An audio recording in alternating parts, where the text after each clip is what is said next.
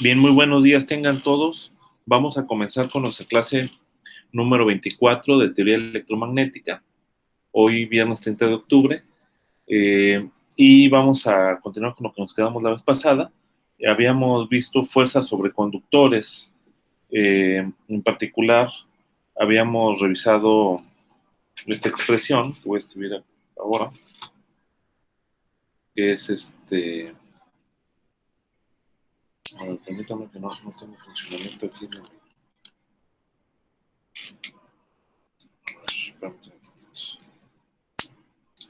mi pluma ética. No sé por qué no jala.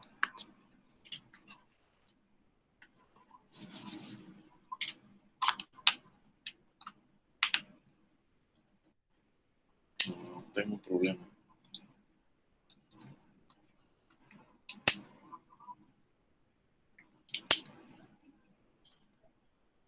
Ahí está ya.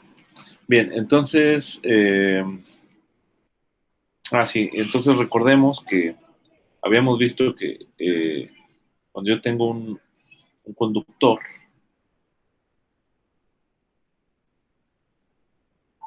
¿ok?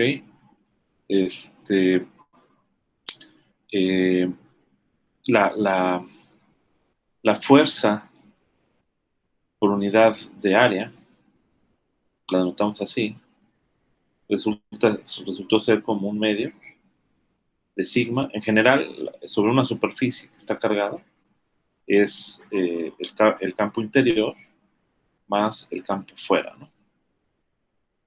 Pero en el caso de un conductor, pues esta cantidad es igual a cero, ¿no? Entonces solamente tienes que tomar en cuenta el campo afuera, y este campo fuera, para el caso de un conductor, pues es sigma sobre epsilon cero por el vector normal, ¿no? Aquí en una superficie sacamos el vector normal, y si yo integro esta fuerza sobre toda la área del conductor, vamos a pensar que esto es una sección de un conductor cerrado al final. Cuando yo integre sobre toda la superficie, pues la fuerza va a ser cero, ¿no? Porque este vector se va a anular con un vector por acá, etcétera, ¿no? Bien, entonces nos hemos quedado en las fuerzas. Ahora, resulta que hay una manera muy interesante de entender las fuerzas en una analogía con la termodinámica. Vamos a considerar la situación en la que las cargas son constantes.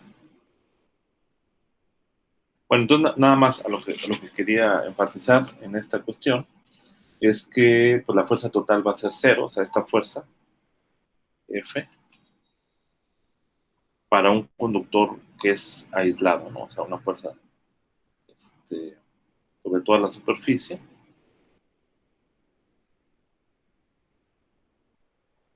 ¿sale? Esta fuerza, al final de cuentas, va a ser igual a cero para un conductor aislado,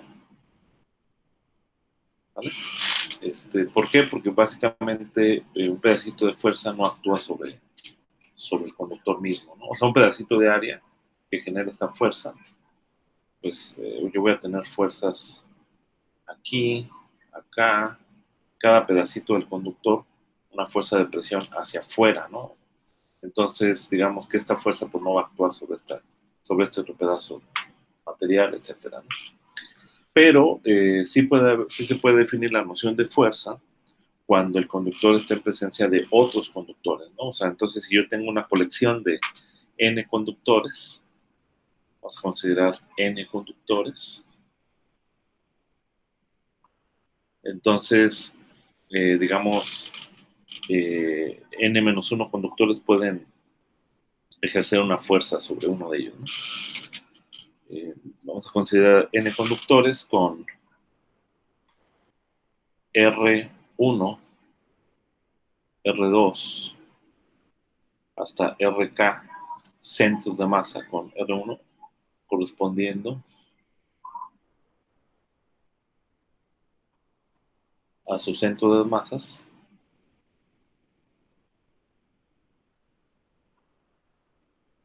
no sería aquí está Rn, respectivamente, ¿no? Entonces, y con cargas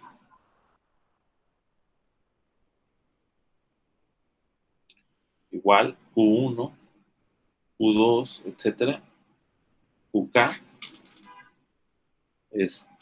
y potenciales Φ1, Φ2, etcétera, hasta Φn, perdón, aquí debe ser Φn. ¿Vale? Entonces, la, como vimos en unos ejemplos anteriores, la energía potencial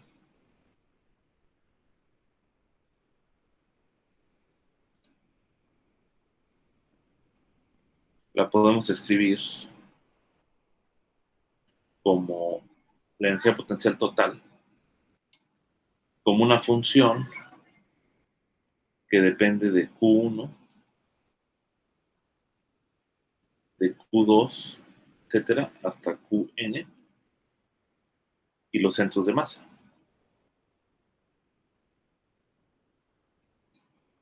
¿Sale? Hasta donde está ubicado el conductor, ¿no?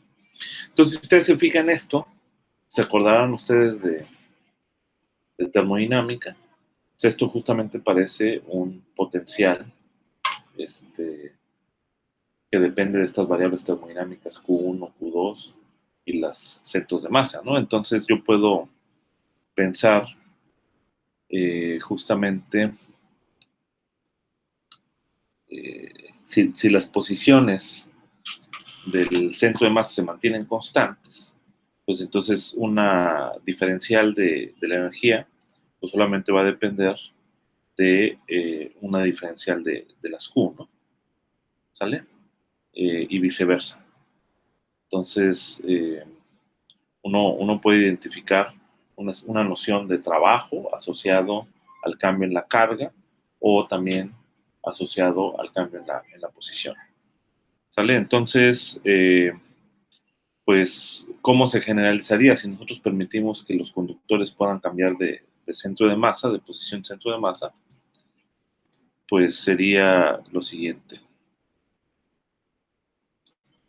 que sería básicamente, eh, tomamos la diferencial, una diferencial de esta energía, y esto nos va a conducir a la siguiente ecuación, ¿no? Diferencial, así como hacemos prácticamente en termodinámica, pues va a ser la suma de i igual a 1 hasta n de la derivada parcial de UE con respecto a QI, ¿sale? De QI más suma de i igual a 1 hasta n, derivada parcial de UE con respecto a las RI, producto punto, RI. ¿Sale? Ahora, pero podemos identificar justamente la derivada de la energía potencial con respecto a la carga con el potencial mismo. ¿Okay? Con el potencial mismo, y entonces, eh, dado que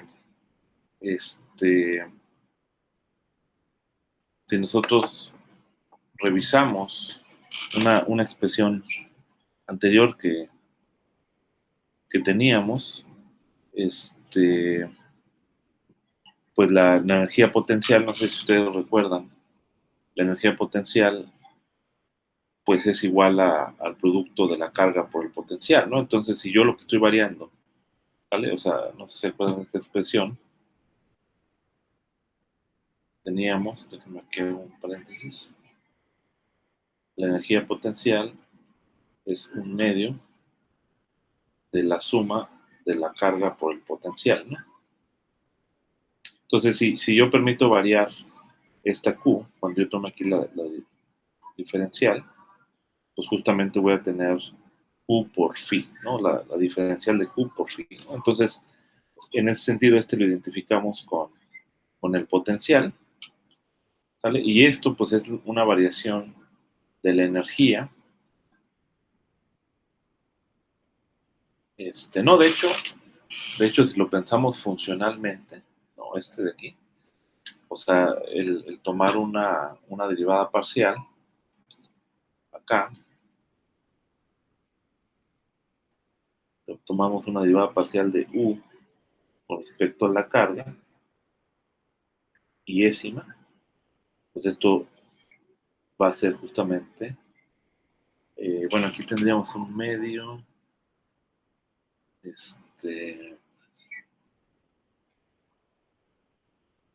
sería justamente phi i, ¿no?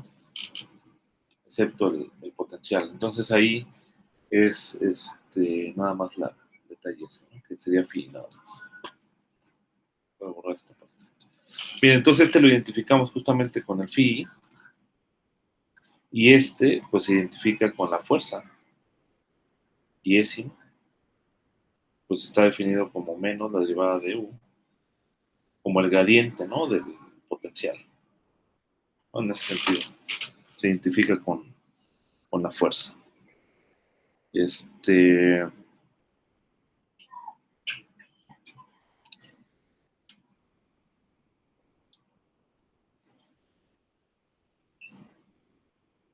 Ok, y entonces esto pues da en analogía justamente con la termodinámica, pues uno tiene entonces una expresión para el potencial, que sería phi i, estaría dado por la energía total mecánica con respecto a la QI,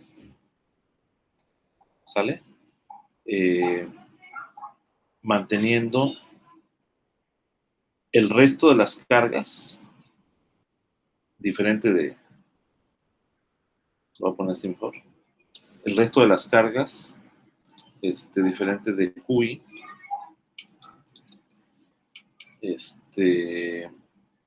constante, y las posiciones constantes. Y la otra es que la fuerza, pues es la derivada parcial de la energía total con respecto a RI de mantener las cargas constantes y el resto de posiciones constante también. Entonces, esa es la manera en cómo podemos calcular la fuerza que ejerce sobre un conductor, en este caso a través de esta fórmula, porque aquí va a estar contenida en esta fuerza, digamos, las fuerzas que ejercen todas las demás partículas excepto la I, ¿no? Porque ya dijimos que un conductor aislado no ejerce fuerza sobre sí mismo, ¿no? Bien, entonces, en particular, si recordamos una expresión para ¿cómo se llama? Para la energía total mecánica, no sé si se acuerdan que teníamos una expresión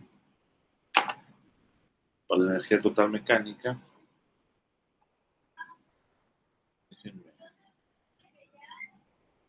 Recordemos que U para N conductores venía dado en términos de las cargas, ¿no? Para poder mantenerlas constantes, se puede escribir esto como un medio de la suma de I igual a 1 hasta N, de la suma de J igual a 1 hasta N, de la carga QI,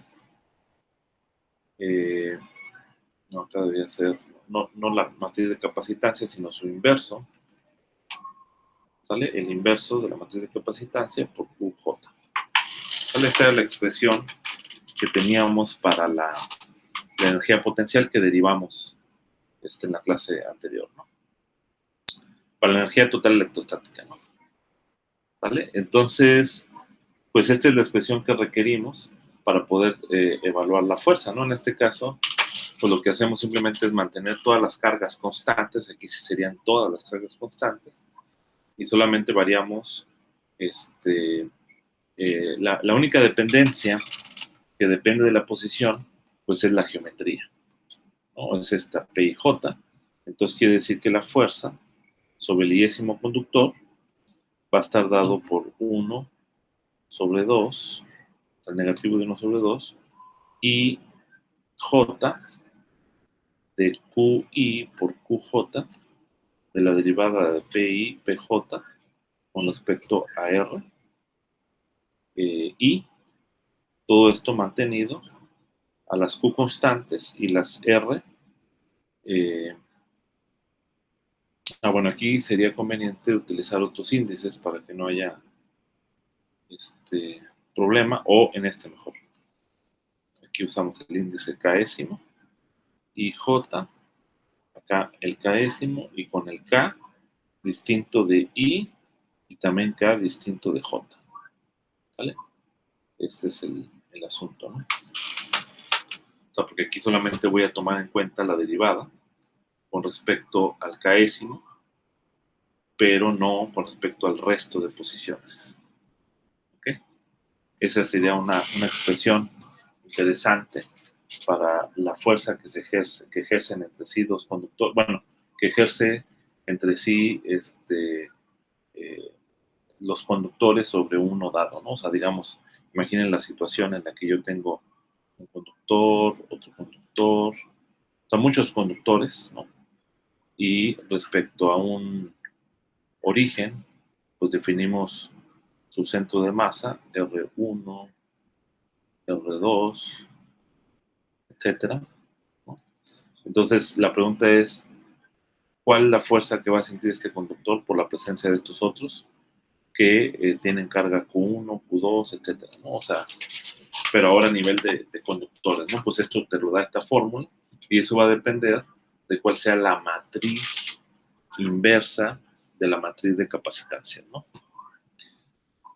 Bien, y entonces igualmente, como en el caso de termodinámica, pues uno puede ahora hacer el mismo análisis, pero para el caso en donde las cargas no son constantes, sino ahora son los potenciales los que son constantes.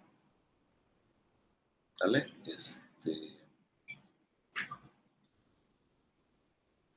Acá observen una cuestión nada más por consistencia. Si yo derivo con respecto a... Ajá, si yo derivo con respecto al QI, ¿no? Y eso es la controversia aquí del medio que tenía hace un momento. Cuando yo derivo con respecto a QI, yo tengo que derivar tanto este término como este término. Entonces, como esta P y J es simétrica, pues de ahí va a salir un signo, un 2, ¿no? Y lo que va a quedar, que va a ser básicamente un producto de P con Q, eso nuevamente es justamente es el phi, ¿no? Entonces es consistente, ¿no?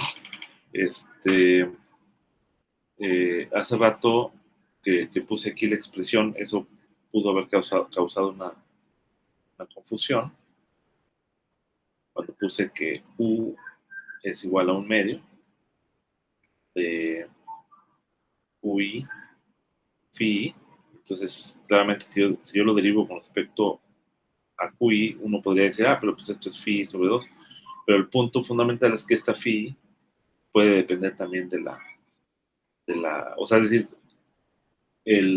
puede depender de la QI.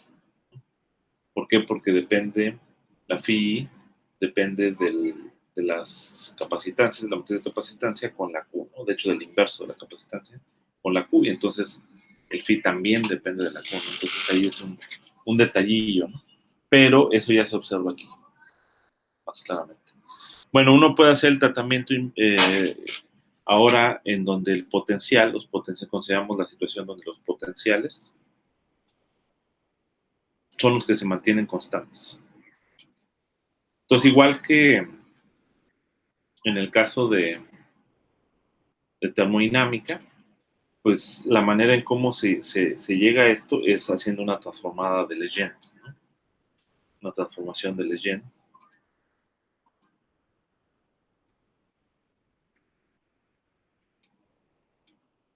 Y la transformación de Legend significa entre la energía y una nueva energía, así como cuando pasamos de la energía interna en termodinámica a la energía libre de Helmholtz, por ejemplo, y esta nueva energía estaría denotada así: U tilde E sería UE menos este término, que es QI por phi I. Entonces podemos nuevamente tomar acá la diferencial, ¿no? ¿Vale? Podemos tomar aquí la diferencial de U. Esto de acá sería la diferencial de U, E, menos suma de I igual a 1 hasta N, de QI, simplemente es el producto, ¿no? Phi I menos QI de phi I. ¿Ok? Entonces, y luego sustituimos la expresión de la diferencial de U, que sería suma sobre I phi I de QI más, no menos será, menos suma sobre las fuerzas punto de RI. ¿Vale? Y luego está este término, que es el mismo que tengo acá, entonces lo voy a recortar.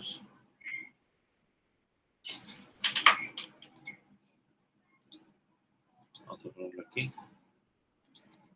Entonces, claramente, aquí, entonces, chiquito.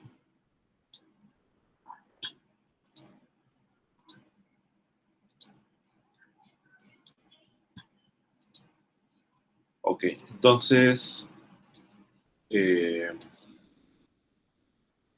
estos dos términos cancelan. Profesor, ¿Sí? ¿por qué el segundo término de azul ya lleva el menos por lo de la fuerza, ¿no? Que tiene un signo menos. Ah, bueno, buen punto. Si le pongo aquí el menos, sí, lleva el menos por la fuerza. Exactamente. Ok, entonces, pues ya el nuevo potencial, ¿no? En analogía con esta cuestión de la termodinámica, cumpliría esta relación diferencial, que sería menos suma sobre I igual a 1 hasta N QI de phi I menos suma sobre las fuerzas punto de RI. ¿Vale? Y esa sería la expresión, ¿no? Entonces, de acá ahora podemos determinar la QI tomando una diferencial igual, pero ahora de este nuevo potencial con respecto a phi, manteniendo todos los demás constantes, ¿no? Phi I distinto de todos los demás y manteniendo la constante, y la fuerza pues es igual, ¿no? Ahí sí, si ustedes se fijan, la fuerza la puedo derivar tanto de este potencial como del otro potencial, ¿no? Pero ahora, fíjense,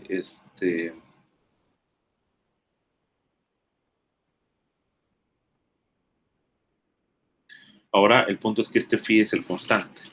Y esto nos lleva a que si utilizamos la expresión para la energía en términos de los n conductores, pero ahora en términos, fíjense, esta U tilde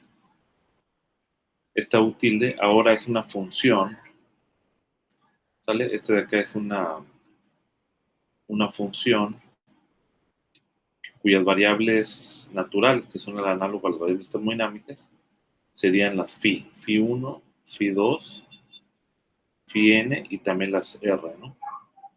Para las r no cambian.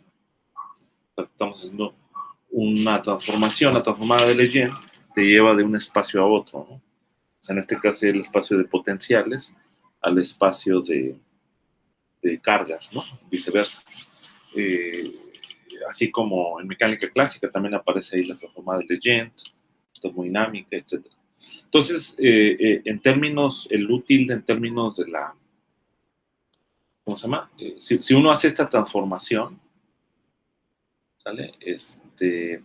Uno puede mostrar que la U tilde, pues va a estar dada ahora como, o sea, acuérdense que el UE es igual a un medio de la carga por phi.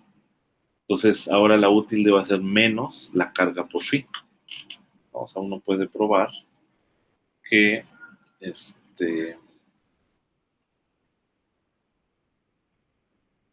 que ahora la U tilde va a ser menos, o sea, porque la U tilde va a ser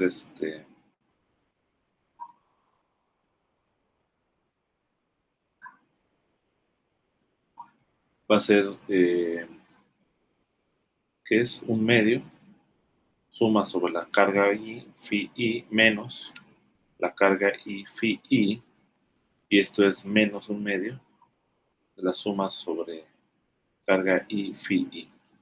¿Ok? Entonces, esto significa básicamente que si yo expreso la U tilde en términos ahora de los potenciales para poder hacer estas derivadas, va a aparecer ahí sí la capacitancia, ahora va a ser menos un medio de la suma de I, J, phi I, la matriz de capacitancias, phi J. Esa es la diferencia entre un potencial y otro, ¿no? Entonces, aquí en este caso particular, de esta forma, pues quizá, digamos, matemáticamente es este el resultado, ¿no? Pero fíjense, la minimización de este término te da lugar a la maximización de este término, ¿no?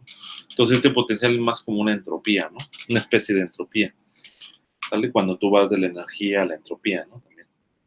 Pero bueno, el punto fundamental es de que si yo ahora calculo la fuerza con respecto a pues ahora la fuerza, esto va a implicar que la fuerza, en términos de la C, va a ser un medio de, como las phi se mantienen constantes, este menos con este menos da más, pues va a quedar un medio de suma IJ, phi I, phi J, derivada de la C y J con respecto a la R. K, manteniendo las phi constante y todas las demás R' constantes, ¿no? Entonces ahora esa va a ser la expresión de la fuerza. Bien, pues con eso terminamos esta idea que está interesante en términos de los potenciales. Y para terminar ya con la materia conductora, vamos a ver un último ejemplo, que es un ejemplo clásico. Y con eso terminamos la materia conductora. Un ejemplo. Vamos a considerar la situación que yo tengo un capacitor, ¿sale? Que tiene potencial phi igual a B en este punto y potencial phi igual a 0 en este punto, que tiene un grosor aquí, que es una distancia D. Tenemos también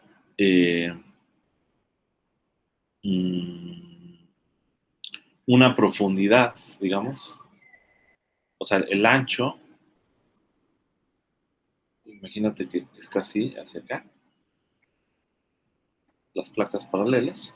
Entonces este ancho va a ser un ancho que le vamos a llamar W. ¿Qué más tenemos? Creo que es todo. Y quisiéramos calcular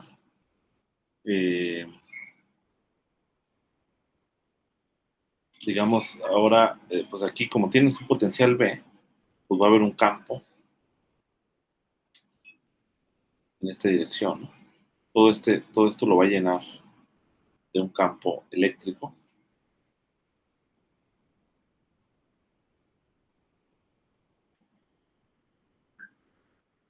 ¿Sale? También va a haber campo por fuera, ¿no? Pero vamos a ignorar ese campo. Entonces vamos a introducir ahora un conductor.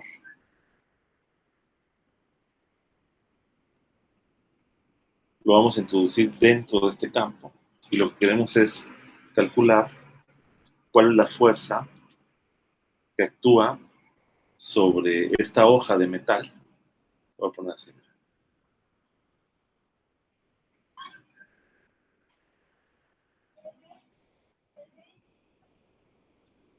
Esta hoja de metal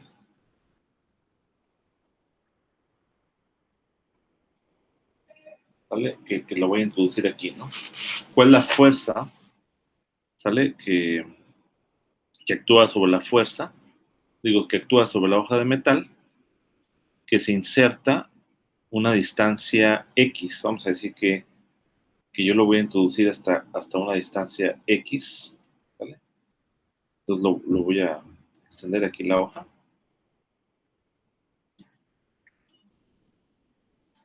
No se nota muy bien el dibujo, pero básicamente o sea, tiene un ancho aquí.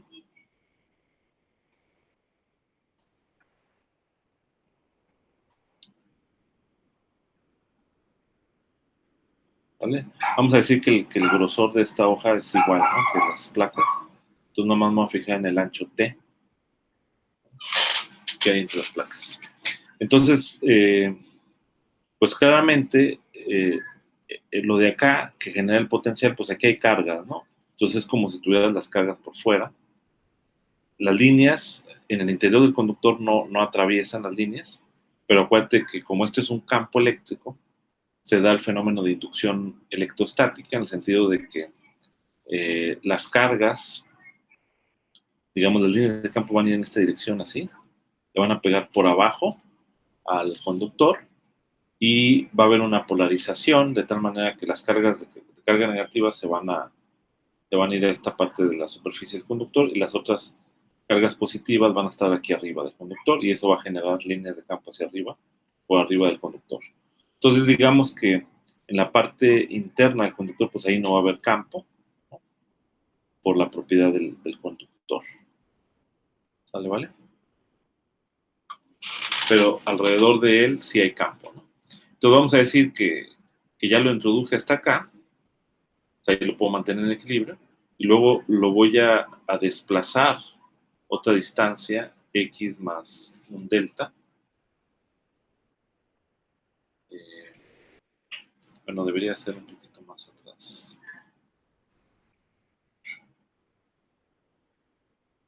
¿Vale? Aquí, una distancia de x más delta, lo voy a desplazar, y entonces voy a calcular justamente cuánto vale la fuerza, ¿no?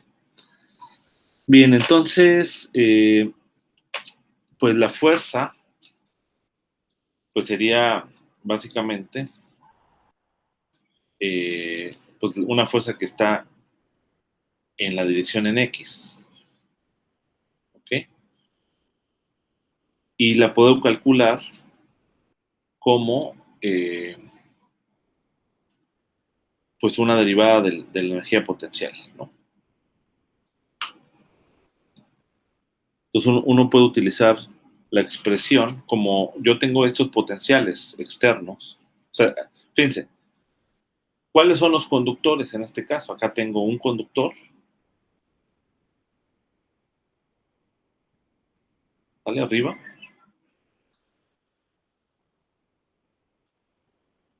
Tengo este conductor, que es la placa paralela, y por acá tengo el otro conductor en el piso.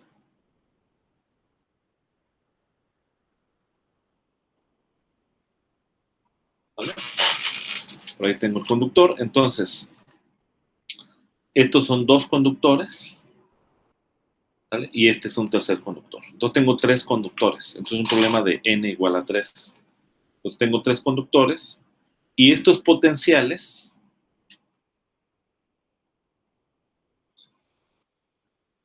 arriba y abajo igual a B son constantes.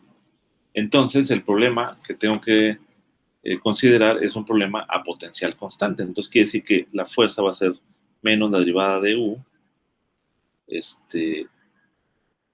la energía total mecánica a lo largo de la dirección en X. Donde esta U tilde la utilizo porque es justamente cuando yo tengo phi constantes, ¿no? O sea, todos los potenciales constantes, y pues derivo con respecto a los centros de masa, ¿no? Entonces, en este caso, pues el introducir esto es equivalente, o sea, yo puedo mover respecto al centro de masa de los conductores, ¿no? O sea, estos se pueden mantener fijos, pero este conductor es el que muevo y eso pues es una cuestión relativa, ¿no?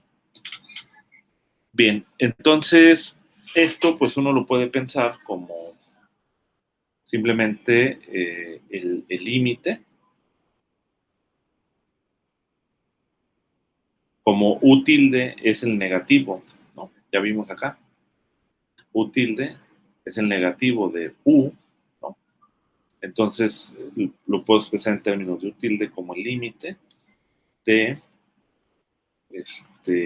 la energía potencial, digo, sí, la energía total electrostática en el punto X más delta menos el punto en X dividido entre delta.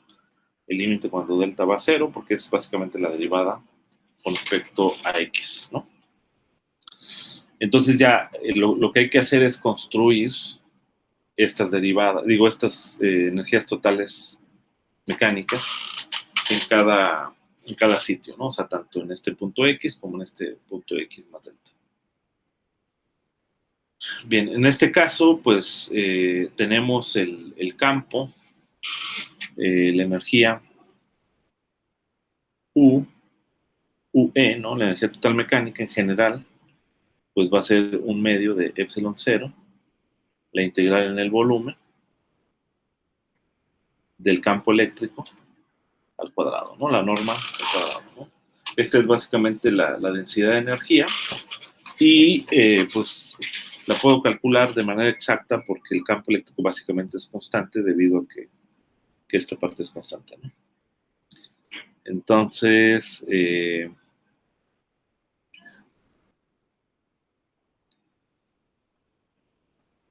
y el potencial, pues el potencial está en términos de, ¿vale? En este caso la diferencia de potencial, que sería B básicamente, porque este término es cero, ¿sale? Pues la energía general, o sea, perdón, la diferencia de potencial en general, digamos en este caso de 0 a D, ¿no? Es la integral de línea del campo eléctrico. Esto es menos, ¿sale? El potencial en el punto D menos el potencial en el punto cero. Pero, ¿quién serían estos potenciales? El potencial en el punto D pues es cero y el potencial en el punto cero es B. Entonces esto de acá es igual a B. Ya tengo aquí mis elementos para calcular quién sería la energía total electrostática y cómo está relacionada con el potencial, ¿no? Bien, pues hay que hacer los cálculos, ¿no? Entonces, pues en el punto X más delta, ¿cuánto valdría el potencial? Pues para empezar, aquí podemos calcular cuánto vale la magnitud del campo eléctrico. Tenemos que tomar en cuenta el ancho de la hoja del conductor aquí, ¿sale? Entonces tenemos que tomar en cuenta ese ancho porque aquí adentro no hay conductor, ¿no? Entonces, pues tendríamos lo siguiente, ¿no? La relación, o sea, la magnitud del campo eléctrico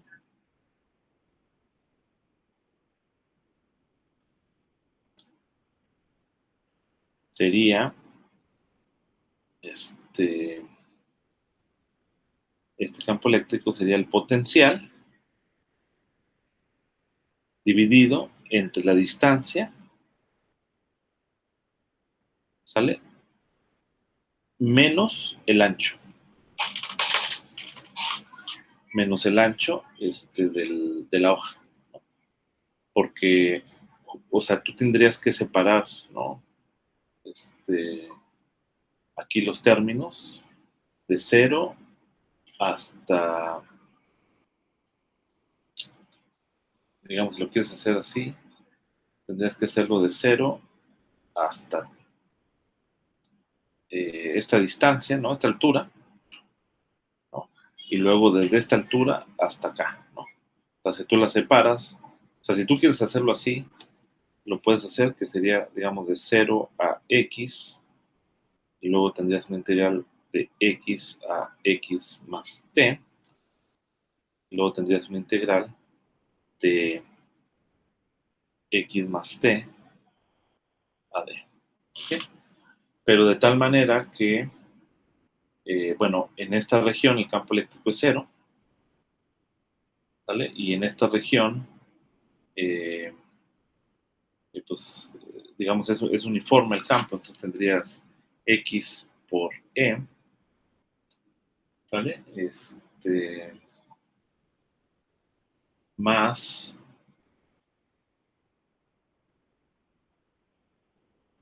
a ver si es,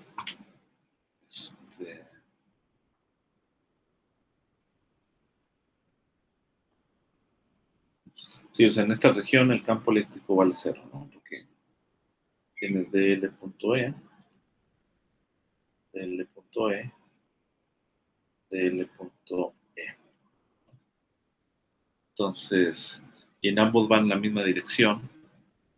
Entonces, estrictamente, pues tendrías esto, ¿no? O sea, aquí una distancia por la magnitud del campo eléctrico.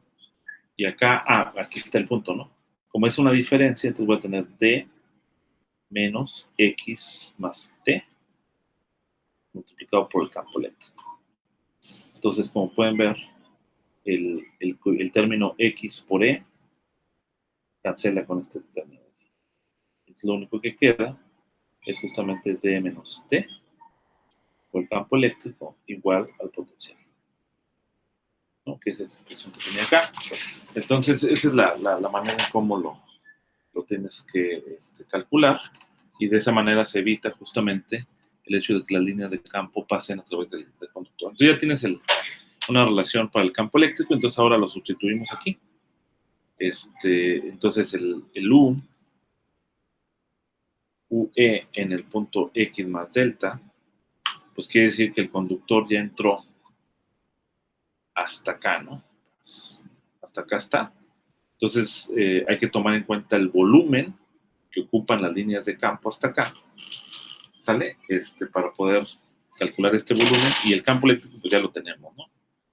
Entonces voy a tener, digamos, un medio, epsilon 0, este término b d menos t al cuadrado por el volumen, ¿no? Volumen. Pero ¿quién sería este volumen? ¿Quién sería este volumen? Pues nada más es cuestión de calcularlo aquí, ¿no? Pues acuérdense, el ancho de las placas es W, la altura es D, ¿sale? Pero como es el volumen que ocupa el campo eléctrico, al D le tengo que quitar menos T, ¿sale? Porque aquí tengo el ancho de la placa, ¿sale? Entonces tengo que quitar este T. Y la distancia de aquí a acá, pues, es justamente X más delta, ¿no? Entonces, el volumen sería todo esto, que está acá, y todo hasta el fondo, ¿no? O sea, toda esta profundidad, ¿no? Entonces, quiere decir que el volumen en el punto X más delta, pues va a ser W, ¿sale? Por altura,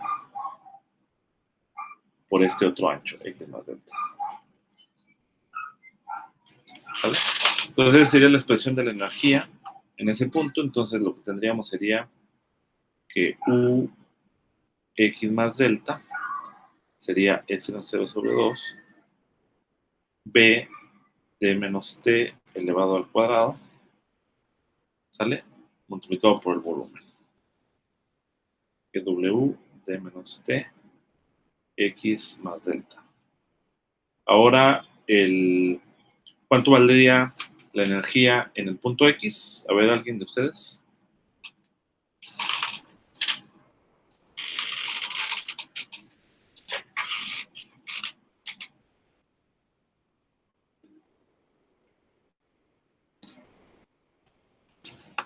¿Sí están por ahí o ya se quedan dormidos? Sí, sí. Ok, bueno, en el punto X, pues No, uno tiene que tomar, ajá, ¿sí? no sería casi lo mismo, solamente que sin el más delta. Casi es eso, ¿no? Entonces, la energía, en el punto X, pues sería básicamente esto que dice Abraham, ¿no? O sea, sería epsilon 0 sobre 2 B 11 horas. D menos T igual al cuadrado, W D menos T evaluado en X, ¿no? Pero en X pues significa delta igual a 0, ¿no? Eso sería lo más sencillo, pero uno también tiene que tomar en cuenta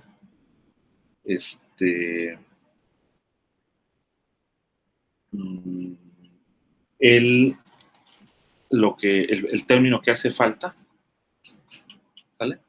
Que es en donde no está, ¿dónde está el punto? Acá, digamos. O sea, porque al final de cuentas yo ya lo introduje hasta acá, ¿vale? Entonces, al momento de yo introducirlo hasta acá, pues yo tengo que tomar en cuenta, o sea, en el punto inicial, tengo que tomar en cuenta el potencial que está aquí, ¿vale? Eh, entonces, ese potencial básicamente va a ser lo mismo, pero sin eliminar el ancho T, porque aquí no hay ancho, ¿vale? Entonces, eso va a ser menos bueno, va a ser más un medio de epsilon 0, el B sobre T al cuadrado, la misma profundidad por el mismo delta por D, ¿vale? Este, básicamente va a ser esa, va a ser, básicamente va a ser esa expresión, porque este potencial que está aquí es el potencial que hay o sea, es la energía que hay debido a la presencia del campo eléctrico justamente en este ancho, que es justamente el ancho que yo desplazo. Entonces, esa energía ahí está, ¿no? Entonces, cuando yo desplazo esta hoja, pues la tengo que eliminar porque contra esa, contra, ese, contra esa resistencia de la energía que está almacenada en estas líneas, tengo que luchar. Entonces, por eso ese término también lo tenemos que considerar. Y entonces ya nada más tomamos la diferencia y dividimos sobre delta. Obviamente aquí hay un término que se va a eliminar, ¿no? Si ustedes se fijan aquí, hay un término, pum, que se elimina con que es justamente cuando delta es cero, ¿no? Y el único que queda es el término que depende de delta. Acá también hay un término que depende de delta. Y dividimos sobre delta, ¿no? Entonces ya nada más cuestión de álgebra. Entonces tendríamos justamente que la diferencia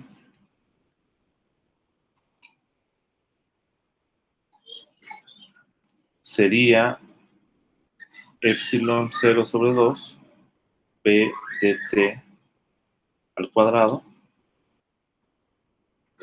b dt delta menos, este término se eliminó, un medio de epsilon 0 bd al cuadrado w del delta d. Entonces ya nada más dividimos sobre delta y tomamos el límite. Entonces la fuerza, y bueno, en la dirección x unitario ya, quedaría exactamente como un medio de epsilon 0, b cuadrado w, que es b cuadrado, aquí es w. W es común aquí en ambos. Este dt puede eliminar con este dt. Tú va a quedar 1 sobre d menos t menos 1 sobre d. Pues fíjense cómo la fuerza realmente es muy pequeña porque el ancho de la hoja del conductor es pequeña, ¿no? O sea, uno puede hacer aquí una teoría perturbativa para test pequeños y puede ver que va a ser proporcional al ancho de la hoja, ¿no? Entonces es pequeñita esa fuerza. Ok. Pero fíjense cómo sí es importante este término, ¿no? Esa energía que yo estoy desplazando, ¿no?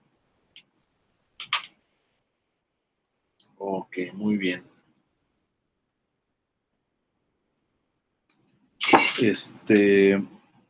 Bueno, pues hasta ahí terminamos con los medios materiales que son conductores y les voy a encargar de tarea que lean la sección 5.7.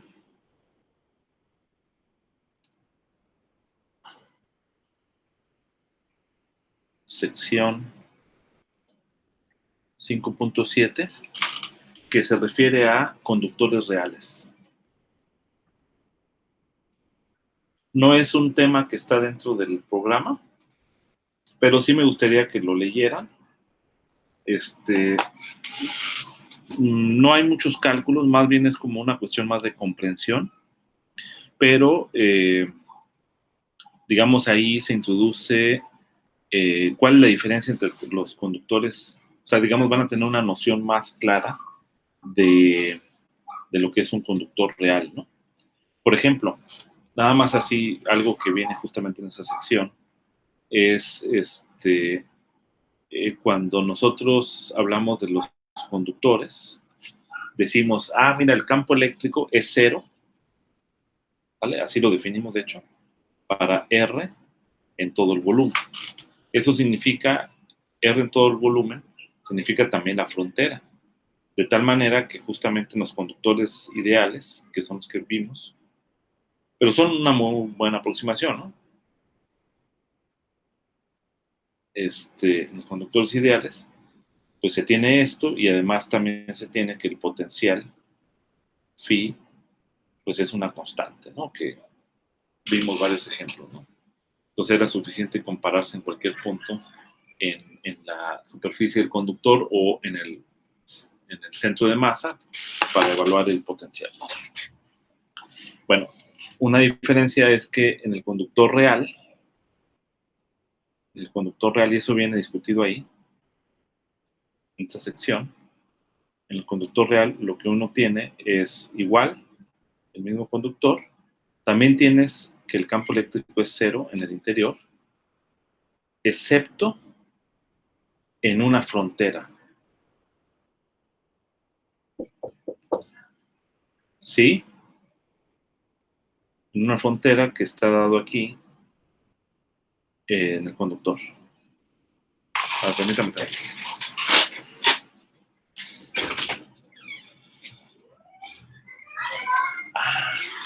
Hola, gracias. Estoy dando clase. Perdón. Sí, no, hola. Sí, gracias, Sí. Entonces, en el conductor real,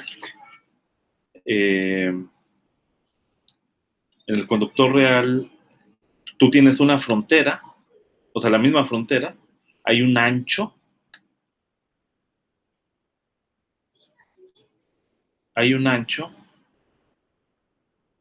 aquí, digamos, este tiene un ancho, L, en donde donde el campo eléctrico es distinto de cero. ¿Vale? Entonces, ese ancho es una longitud de penetración, se le llama longitud de apantallamiento. Esta L se llama longitud de apantallamiento. Y entonces, pues, la pregunta es, pues, ¿cuál es entonces ahora la ecuación para el potencial escalar que describe el caso de un conductor real, ¿no? Entonces eso da lugar, ahí lo van a leer, a a modelos, digamos, de los conductores reales que toman en cuenta este fenómeno, y en particular aparece, por ejemplo, lo que se llama la ecuación de Helmholtz, en donde aparece esta longitud de penetración. Ahí lo van a checar, y otros modelos donde ya toman en cuenta aspectos térmicos, ¿no? O sea, cuando esto ahora está a un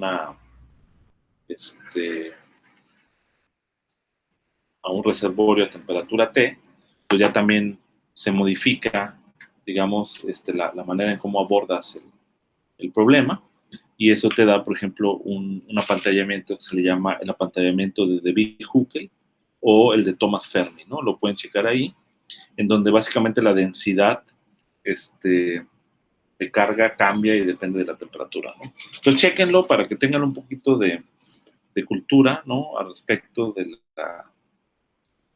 estos modelos, ¿no? Entonces, con esto terminamos prácticamente lo de conductores. No sé si hasta ahí hay alguna pregunta concretamente sobre conductores.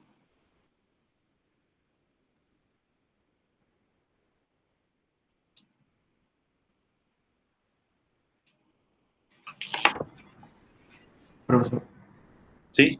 a mí no me quedó del todo claro por qué se le sumaba un término a la energía en el punto X. Ah, ok. Sí. Bueno, o sea, el argumento es que ahora sí, es una buena pregunta. Bueno, el argumento, como yo lo veo, es que como tú vas a hacer un desplazamiento, digamos, desde el punto X hasta el punto X más delta, ¿ok? Entonces, es como si yo considerara solamente hasta la línea negra, ¿no? Hasta la línea negra, aquí así, imaginaria, ¿no? Digamos. Entonces, ¿cuál es toda la energía que hay cuando el conductor está, su frontera, digamos, del conductor, termina en X? Ah, pues toda la energía que está es la energía, o sea, es la energía del campo electrostático, ¿no? Es la energía de estas líneas rojas que no atraviesan el conductor, pero también es la energía que está aquí. Cuando yo traslado la hoja hasta acá, ¿sí? Déjame, voy a copiar aquí, voy a sacar una copia y la voy a pegar aquí mismo. Pero la voy a hacer más chiquita. Entonces, fíjate, nada más para explicar ese punto. Cuando yo la traslado, ¿qué es lo que pasa? Pues de acá ya va a extenderse hasta acá. ¿Vale? Va a extenderse. Voy a tener aquí algo así. Hasta acá. Entonces, aquí en este caso ya no tengo, o sea, obviamente le tengo que borrar un pedacito acá, que es el delta que se trasladó, quizá más. Entonces, aquí la energía que tengo es esta nada más, o sea, la de las líneas rojas, ¿no? La asociada al campo eléctrico de las líneas rojas, que justamente atraviesan el conductor.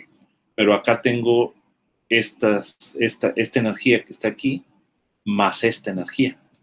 ¿Sí lo ves, Abraham? Sí, Pues por eso tengo que tomar en cuenta esas dos energías. Esta más esta. ¿Vale?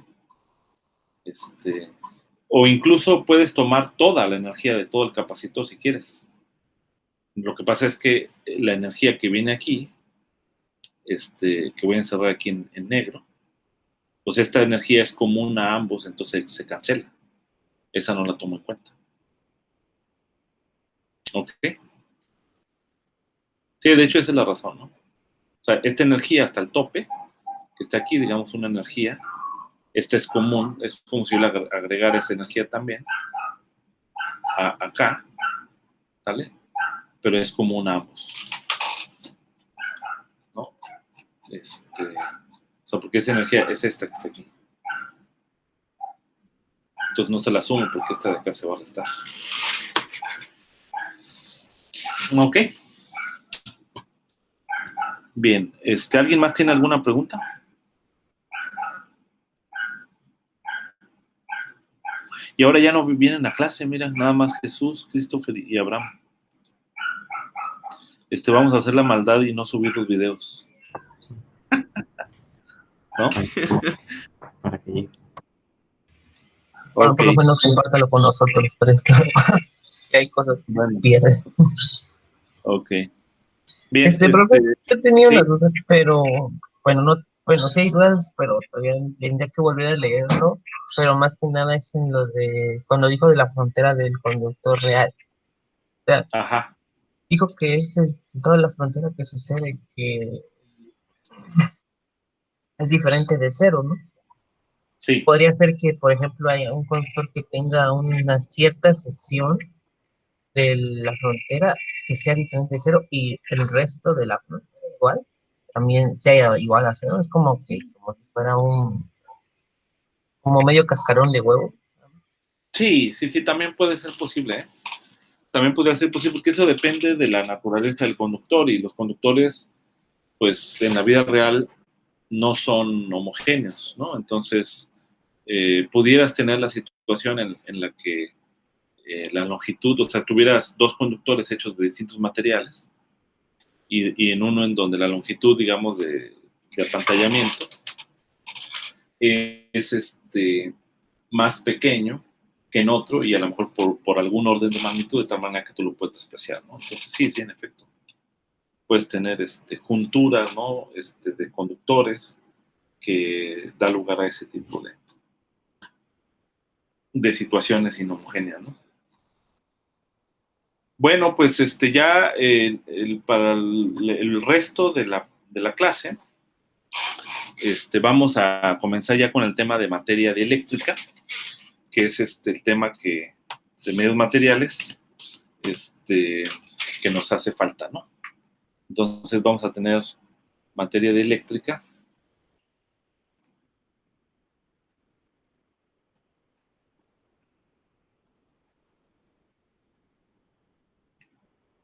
Entonces vamos a poner las ideas principales y a ver hasta dónde podemos llegar. Bien, materia dieléctrica. Bueno, pues ya los materiales dieléctricos, pues ya son distintos que los materiales conductores, ¿no? En este caso es un medio que no apantalla el campo eléctrico bajo el cual está sujeto el medio dieléctrico, ¿no? Entonces vamos a poner eso como una definición, ¿sale? Entonces, ahorita ponemos un dibujo, ¿no? Entonces, un dieléctrico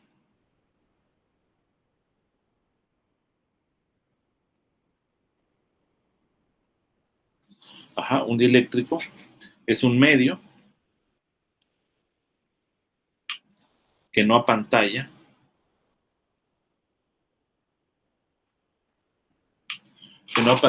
el campo eléctrico externo, que no apantalla un campo eléctrico externo.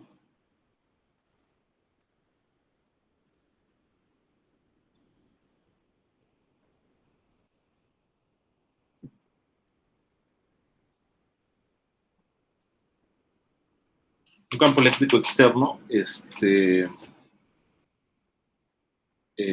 está ¿cómo se llama? Actuando sobre él, ¿no? Digamos.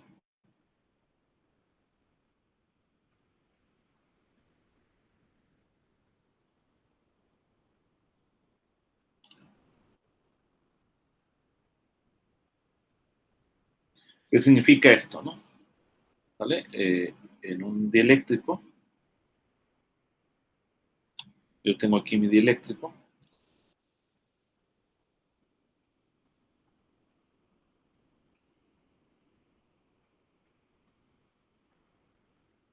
simplemente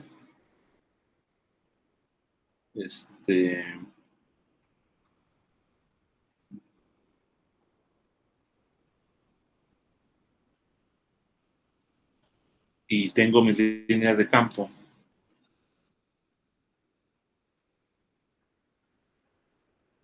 Estas líneas de campo atraviesan el eléctrico. Puede ser que se deformen un poco, etcétera, pero sí atraviesan el eléctrico, ¿no? Entonces, eso significa que no apantalla el campo eléctrico externo.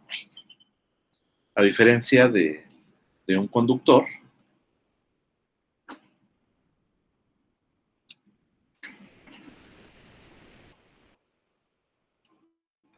¿vale? A diferencia de un conductor que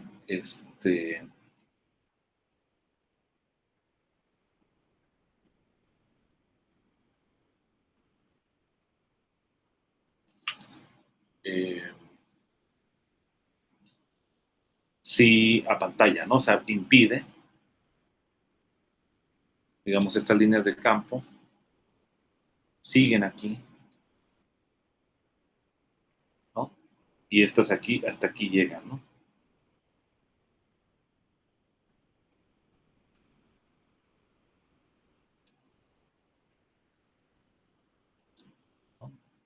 ¿Sale? Y acá el campo eléctrico es igual a 0 en el interior. Entonces aquí el campo eléctrico es distinto de 0. ¿Vale? Entonces, esto se logra, acuérdense, en el caso del conductor, porque el conductor mismo se reordena las cargas de tal manera que se genera un campo intrínseco, que le llamamos campo out, o digo campo self, ¿no?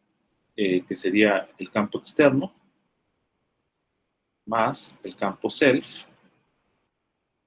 ¿vale? Y aquí adentro el campo externo más el self, pues resulta ser 0, ¿no? Y entonces la diferencia va a ser que el campo acá, el campo eléctrico, más el self, en este caso ahora ya no es 0. Pero tenemos que tomar en cuenta el hecho de que también hay un reordenamiento de las cargas, ¿ok? O sea, es decir, también va a ocurrir un fenómeno de polarización en el caso del dieléctrico, pero ahora sí que los enlaces, digamos, de interacción que hay entre las moléculas es suficientemente grande para que impida que haya conducción eléctrica dentro del dieléctrico, ¿no? Esa es la característica principal, de que no es tan fácil arrancar los electrones, digamos que están unidos a las moléculas, o sea, la fuerza con la que están unidos los electrones es suficientemente grande para que la presencia del campo eléctrico no los arranque, digamos, y entonces establezca una conducción. Entonces, ese sí, digamos, es la característica, y pues hay uno puede considerar también al conductor como si fuera en general un dieléctrico, ¿no? ¿Vale? O sea, va a haber una noción más general en la que estos dos conceptos van a estar unificados, ¿no? Pero vamos a verlo más adelante. Eso. Bueno, no, quizá no lo alcanzamos a ver en este curso. Bien, entonces también hay el fenómeno de polarización.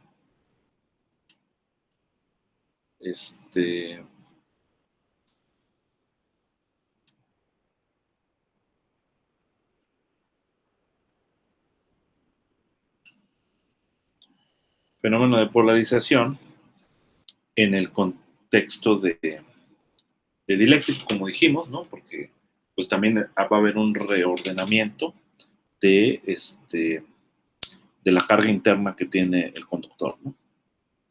Entonces, la polarización pues, no es otra cosa más que el resultado del reordenamiento de la carga interna, ¿no? Del conductor. Y uno puede considerar la situación de la polarización en estos dos sentidos, ¿no? O sea, 1, reordenamiento de la carga. Y 2, que P de R, una función, un campo, de hecho,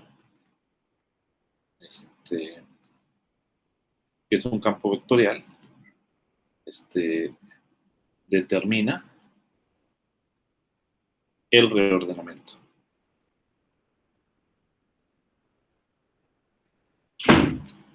¿Vale?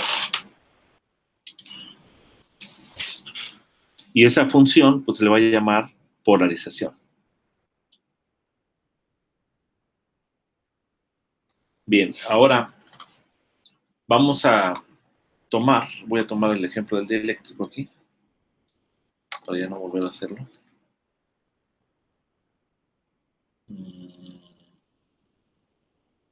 Junto con el campo externo. ¿Vale?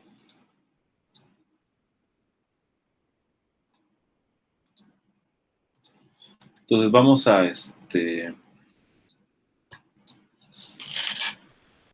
definir aquí unas cantidades. Este campo eléctrico puede estar producido por algunas cargas, carga 1, carga 2, o también puede estar producido por una densidad de carga, que no es importante ahorita para... O sea, todo esto es la densidad de carga. O sea, lo que me refiero es, no necesariamente el campo eléctrico externo va a ser producido por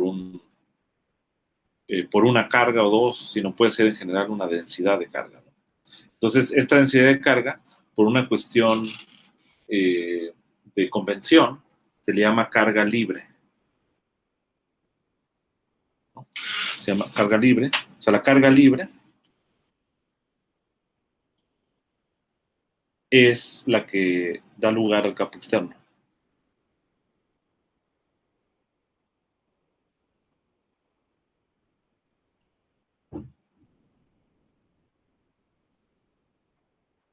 ¿Ok? La que da lugar al campo externo. Claramente el dieléctrico puede ser eléctricamente neutro y puede ser que haya algunas cargas que se hayan adherido al dieléctrico y eso también va a generar un campo externo que también va a actuar sobre el dieléctrico, ¿no? Hay que distinguir eso, ¿no? Ahora, por ejemplo, imaginen que yo, bueno, puede ser esto o puede ser que yo defina un capacitor, ¿no? Un problema típico, ¿no? Tengo un capacitor de placas paralelas, ¿no? Y de hecho, en la realidad, siempre hay un dieléctrico que está adentro, porque el aire también lo puedes considerar como un medio material. Entonces, aquí tengo las cargas libres, digamos, pues sería la de la carga aquí, vamos a decir, menos Q y acá la carga Q, ¿no? Menos Q y menos Q. Entonces,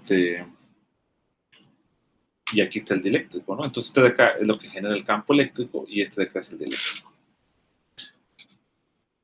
Bien, ahora,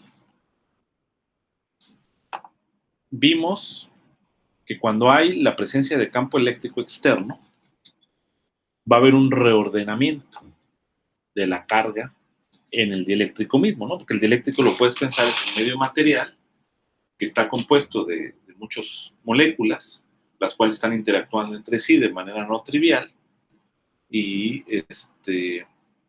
eso da lugar a ese medio material, ¿no?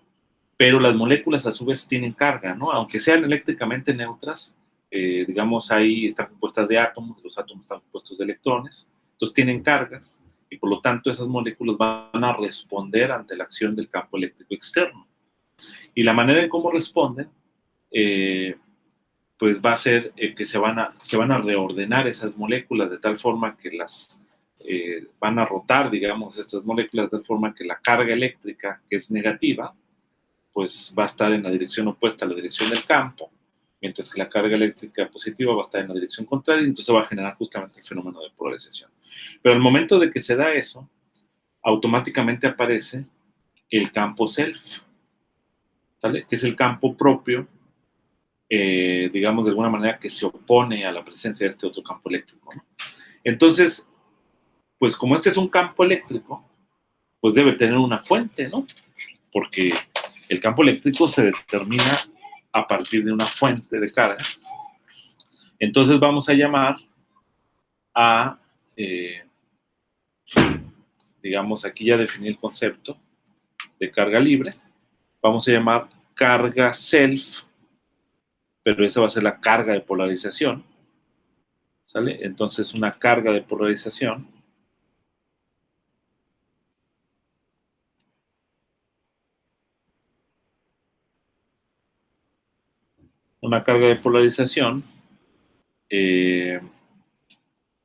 como ρP,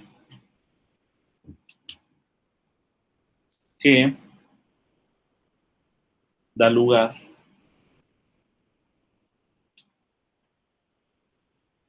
al campo E-self. O sea, esta ρP es la que da lugar a este campo auto. Entonces ahora el punto es cómo está dada ρP, ¿no? O sea, es decir, cómo vamos a definirla. Entonces, para entender el origen de justamente de esta densidad de carga, que se llama densidad de carga de polarización,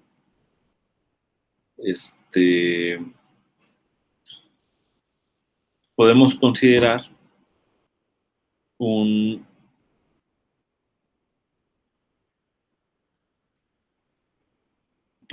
la situación en donde la densidad de carga macroscópica, que es esta ρ, tomarla a cero dentro de cada punto dentro del dieléctrico neutro, ¿no? ¿Sale? Cuando el campo eléctrico externo es cero. ¿Ok? Entonces, básicamente uno tiene la siguiente situación, ¿no? O sea, cuando el campo eléctrico externo se enciende, ¿sale? Como dijimos hace un momento, la carga positiva es jalada en la dirección del campo eléctrico externo, la carga negativa es jalada en la dirección opuesta, y entonces eso es justamente el proceso del reordenamiento de la carga. Y el reordenamiento de la carga es un proceso que se da al momento de encender ese campo eléctrico externo hasta que el mismo sistema que conforma las moléculas del dieléctrico llega a un equilibrio mecánico, ¿sale? Hasta que se establece nuevamente el equilibrio mecánico. O sea, por un momento, digamos, en el dieléctrico, cuando este E externo se enciende, pues aquí empieza a haber movimiento, ¿no? Hay movimiento de las cargas, etcétera, hasta que ya quedan en equilibrio otra vez y las cargas ya no se mueven, ¿vale? Entonces, pues eso básicamente se va a dar cuando, digamos, la fuerza, ¿sí? De Coulomb, básicamente, se oponga a la fuerza que, como decíamos hace un momento, establecen los enlaces químicos que puede haber entre las distintas moléculas, ¿no? Porque, digamos que una molécula, digamos, yo la someto a la presencia del campo eléctrico, entonces esta va a tratar de romperse, ¿no? Porque vas a tener, por un lado, la carga positiva, y por otro lado vas a tener la carga negativa, y entonces estas van a estar moviéndose una a otra, pero digamos que se va a estirar, ¿no? Como decir un medio elástico, se va a estirar y va a llegar a un máximo de estiramiento ¿Por qué? Porque ya la fuerza, debido a esta densidad de carga de polarización, se va a oponer a la fuerza, se va a balancear más bien, se va a oponer y se va a balancear a la fuerza debido a los enlaces químicos, ¿no? Entonces, en ese sentido podemos definir la misma densidad de polarización y de acuerdo con, pues, con la teoría de Maxwell, podríamos decir que la densidad total, ¿no? O sea, la densidad total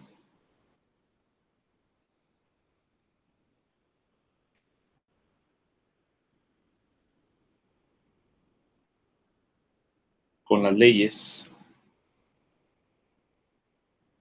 electrostáticas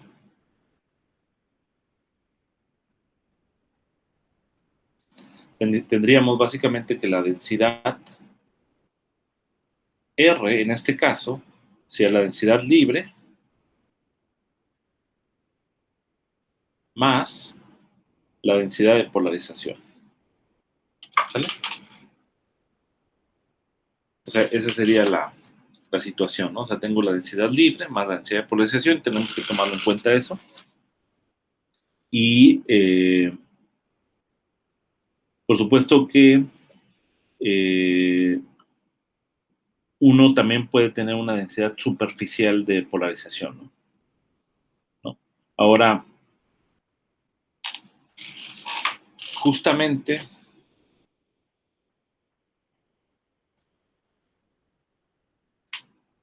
vamos a utilizar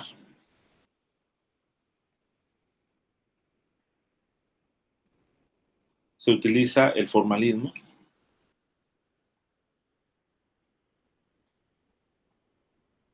de modelar ρ a través del campo de polarización, ¿no?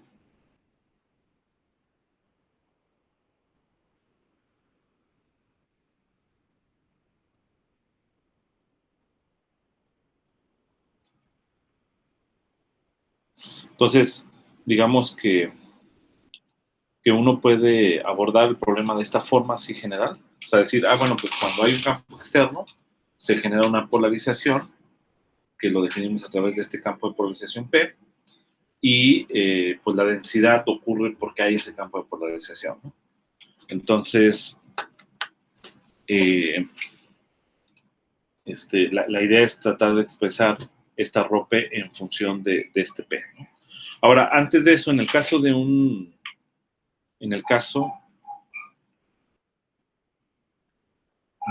dieléctrico neutro,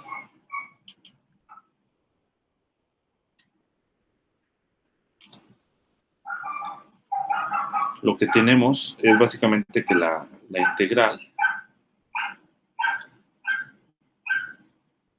de la densidad de polarización, pues, tiene que ser, ¿no? O sea, porque toda la carga extra está aquí, en la parte libre, ¿no? Que es lo que genera el campo eléctrico externo. Entonces, si yo elimino, digamos, el campo eléctrico externo, o bien elimino la carga, que es la fuente de ese campo eléctrico externo, pues me queda esta densidad de carga local, que es la densidad de polarización. Entonces, si yo calculo la carga total, que sería la carga debido a que está en el bulto, en el volumen, ¿sale? Aquí, más la carga que está en la superficie, debido también a esta polarización, pues esto tiene que ser igual a cero, porque no hay ninguna otra fuente de carga, ¿vale? Porque es eléctricamente neutro, entonces quiere decir que esta de alguna manera balancea a esta carga, ¿vale? Bien, entonces, en el caso de un dieléctrico, uno va a tener las siguientes expresiones de ρ y sigma en función de la polarización. Ahorita vamos a verlo en este momento. Pero nada más antes comentar que en el caso de un conductor, pues uno lo que tiene es que la ρ P es igual a cero, ¿no? porque, acuérdense, no hay fuente de campo eléctrico, o sea, no hay campo eléctrico que esté en el interior del conductor. Entonces, quiere decir que no hay una fuente tal de carga que genere un campo eléctrico en el interior del conductor. ¿Sale? Pero sí hay una densidad de carga. ¿Sale? Entonces, una densidad de carga superficial. Entonces, en el caso del conductor, justamente esta ρP, es distinto de cero, en el caso del conductor. Aún así, tienes que la integral total cerrada sobre el conductor compacto, pues también va a ser igual a cero, ¿sale? Por la naturaleza misma de la distribución de carga, ¿no? Bien, entonces, ¿cómo estaría dado ρ y sigma en este formalismo de polarización, del campo de polarización, en función del campo de polarización? Pues básicamente las ecuaciones, las ecuaciones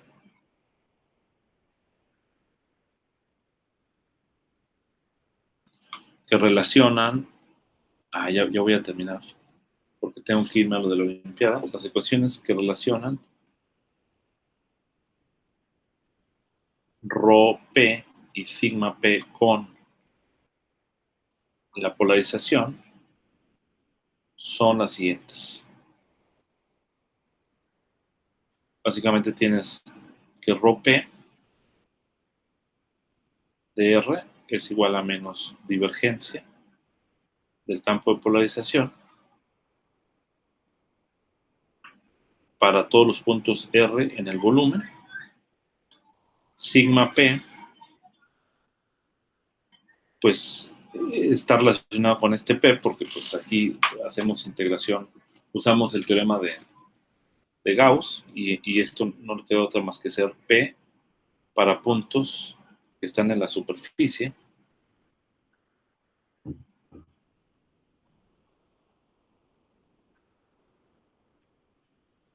¿Ok? Y también otra propiedad es que el campo de polarización es igual a cero para puntos que no están en el volumen, ¿sale? O sea, en otras palabras, afuera del dieléctrico, ¿sale? La polarización es cero porque pues ya no hay dieléctrico, pues no simplemente por eso, ¿sale? Entonces, estas serían las ecuaciones que uno puede, de las que uno puede partir para formular, digamos, la teoría de dieléctrico.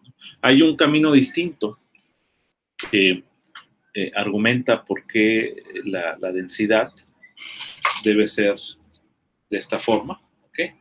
Pero lo podemos hacer así de esta manera, ¿no? O sea, el camino distinto básicamente se basa en un análisis microscópico de la materia, pero ahí, cuando haces eso, uno llega a la conclusión de que estás haciendo muchas aproximaciones y sí se justifican este tipo de relaciones, pero haciendo esas suposiciones, ¿no? En cambio, si lo hacemos de esta forma, pues ya el experimento nos dictará si es correcto. ¿Okay? Muy bien, yo creo que aquí le vamos a dejar, jóvenes. Claramente estas ecuaciones no, nada más el último comentario es que estas ecuaciones no determinan completamente P dada una cierta distribución. ¿Por qué? Porque P tiene 3 componentes, ¿sale? Y como un campo vectorial necesitamos forzosamente, de acuerdo al teorema uno de los teoremas que habíamos visto desde el inicio, del teorema de Helmholtz, es que necesitamos por lo menos la divergencia y el rotacional hasta una traslación o rotación para determinar únicamente a un vector, ¿no? A un campo vectorial. Entonces aquí no tenemos el rotacional de P, nada más tenemos la divergencia, entonces nos faltaría esa otra condición, ¿no? Para poder determinar únicamente el P, pero eso lo vamos a ver más adelante. Entonces aquí le dejamos, no sé si tengan alguna duda.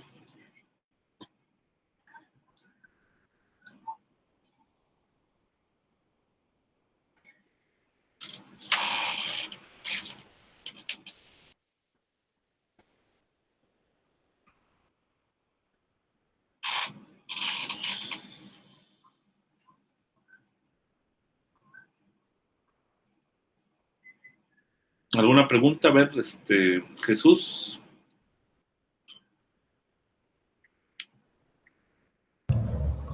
No, creo que no. Ok. Abraham. Me parece que no. Eso último ya lo tengo que repasar, pero todo estuvo bastante bien. ¿Cómo dices? ¿No te escuché bien? Lo último lo tendría que repasar, pero en general todo estuvo bastante bien. Ok, muy bien. Christopher. Pues lo mismo digo, es como le decía hace rato que tener que repasarlo primero, porque yo como que lo primero implica un poco esto, bueno, ahí sí lo veo. O sea, todo Ok, implica todo, y tenemos que repasarlo para entender bien qué está sucediendo acá. Por el momento, lo que explicó, pues no hay dudas así repentinas. perfecto. Bueno, entonces, pues así le dejamos, jóvenes. Y nos vemos. El lunes, creo que es día de asueto, ¿no? Porque es 2 de noviembre. Sí, es dos.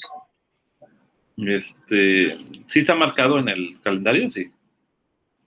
Supongo que sí, ¿verdad?